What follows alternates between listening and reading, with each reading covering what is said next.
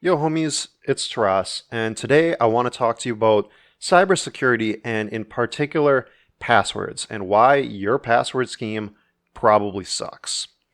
So the first point I wanted to make is that attackers are aware of commonly used passwords and they guess those first. So let's take a look at this report by nordpass.com, and they have a list of the most common passwords that people use.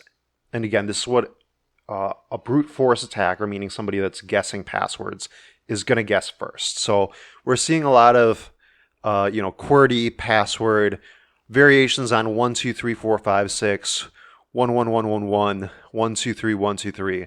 So all of these are quite silly, and I want to, of course, play the Spaceballs clip referencing 12345, and I'll link it below in the description, and feel free to check out this great movie on your own as well.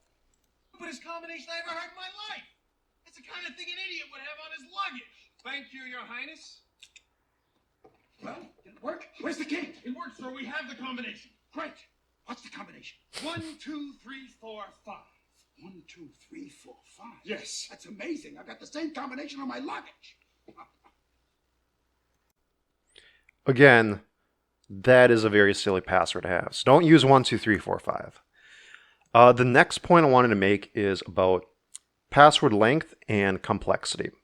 So this graphic is from veriscorp.com, and they published this report on how long it'll take for an attacker to crack your password using a brute force attack, meaning guessing your passwords in order.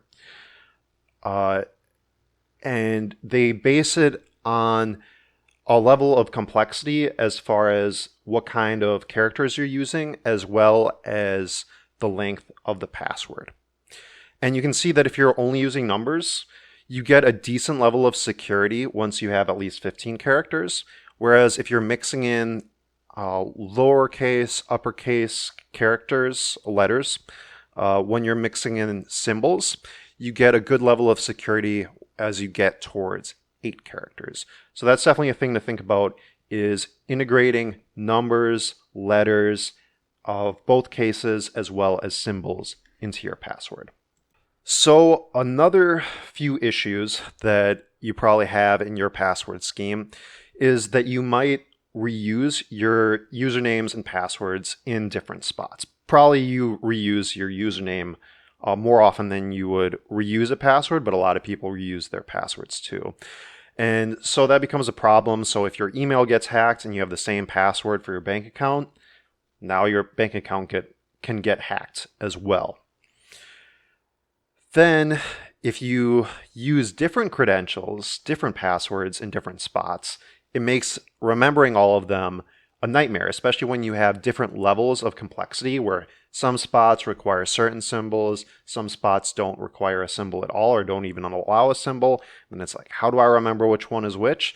And then if you have like a critical application, you're probably going to be changing your password every few months. So that's something we do for work. And now you have to remember these passwords as they're changing.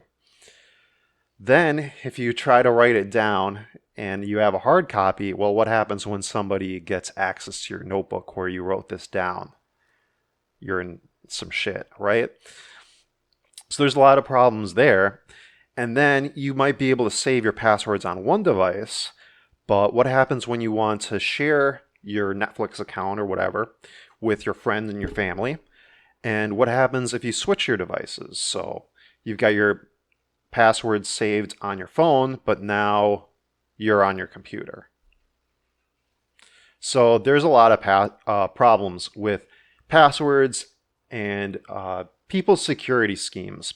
So let me know if you have any feedback in the comments below on how you might address some of these problems that people have with their password and cybersecurity sort of schemes that they use. In the next few videos, I'm going to cover password and passphrase complexity, how to build a good password or passphrase, how to use a password manager, and then how to synchronize your password manager between devices. Thanks again for watching. I'm going to post a link to my website down below, and I'll talk to you next time.